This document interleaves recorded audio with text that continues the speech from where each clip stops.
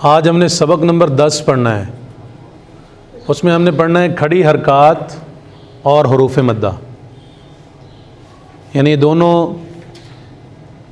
पढ़ने के एतबार से एक जैसे हैं, लिखने के एतबार से मुख्तलिफ हैं, इसलिए इन दोनों को हमने एक ही सबक में जमा कर दिया है।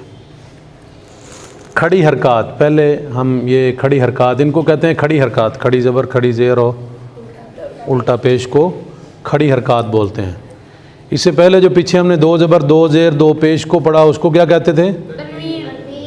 और ज़बर ज़ेर और पेश को पड़ी हरकत। पहली पड़ी हरकत ज़बर ज़ेर और पेश, उसके बाद दूसरी तीन तनवीन और तीसरी तीन ये खड़ी हरकत। तो खड़ी हरकत के ये जो लिखने का अंदाज़ है ये इस तरह से है, खड़ा ज़बर खड़ी ज़ेर और उल्टा पेश। खड़ा ज़बर इस तरह लिखा जाता है ऊपर, ठीक है, इस तरह ऊपर आता है हरफ के, और खड़ी ज़ेर नीचे आती है, हरफ के नीचे आती है, और उल्टा पेश ये है, ये इस तरह से सीधा होगा, ठीक है। ये यहाँ से देखो आप उल्टा बन रहा है और यहाँ ये ऊपर जा रहा है, ये उसकी शेप है।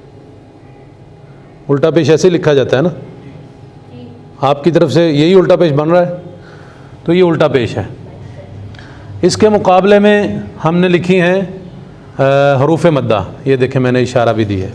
हरूफ मद्दा तीन हैं, अलिफ वाव और या। कितने हैं? अलिफ वाव और या। अब देखें ये दोनों बराबर कैसे हैं, मैंने आपको ये बात समझानी है। इसके ऊपर खड़ी ज़बर आई तो हमने इसको ज़बर के मुकाबले में थोड़ा खींच कर पढ़ना है, जैसे ज़बर पड़ी थी वैसे नहीं, इसको एक अलिफ ज़्यादा लंबा करके खींच कर पढ़ना है। ये नीचे मैंने लिखा भी है, ज़बर के मुकाबले में खड़ा ज़बर थोड़ा खींच कर पढ़ा जाता है, ज़ेर के मुकाबले में खड़ी ज़ेर खींच कर पढ़ी जाती है, और पेश के मुकाबले में उल्टा पेश थोड़ा सा खींच कर पढ़ा जाता है। मतलब ये एक एक अलिफ ज़बर के मुकाबले में इसको ज़्यादा खींच कर पढ़ना है। अगर वो पढ़ा था हमने बा ज़बर बा, वो बा पढ़ा था, तो इसको पढ़ना है बा खड़ा ज़बर बा, इसको एक सेकंड एक अलिफ जो लंबा करना है। इसका आसान तरीका ये है कि आप इस तरह से मुट्ठी बंद करें, उसको आहिस्ता से एक ऐसे खोलें उंगली को, वो उसकी अदायगी पूरी हो जाएगी। ये देखें, बा को तो हमने वैसे रूटीन के साथ पढ़ा, बा ज़बर बा, वो ऐसे रूटीन के साथ। अब ये खड़ा ज़बर पढ़ना है तो उसके लिए हम उंगली खोलेंगे तो इसकी मिक़दार पूरी हो जाएगी। बा बा, उंगली खोल के देखें, बा बी बू बू। अब ये देखें, इसकी हमने आवाज़ सीख ली है कि इसकी आवाज़ वही है जो ज़बर ज़ेर और पेश की है, लेकिन इसमें हमने एक सेकंड एक अलिफ इसको लंबा करना है ज़्यादा ज़बर ज़ेर और पेश से। और इसके बाद हरूफ मद्दा की तरफ आ जाएं। अब अलिफ की नीचे मैंने मिसाल लिखी है कि जो अलिफ मद्दा है वो किसे कहते हैं।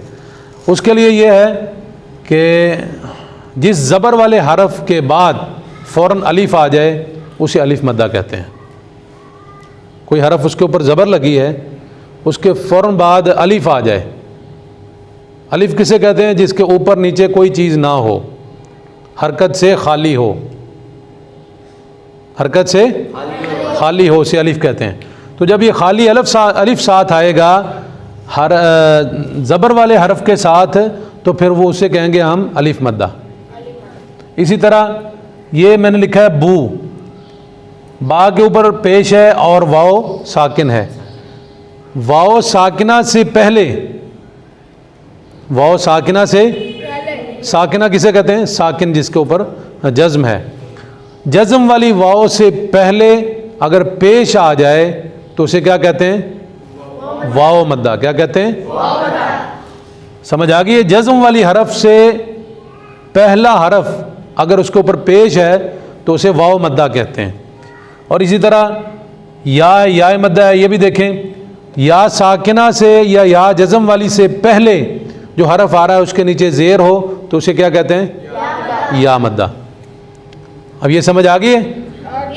ज़बर वाले हरफ के फ़ौरन बाद अलिफ हो तो अलिफ मद्दा, वाव साकिना से पिछले हरफ पर पेश हो तो वाव मद्दा, या साकिना से पिछले हरफ के नीचे ज़ेर हो तो या मद्दा।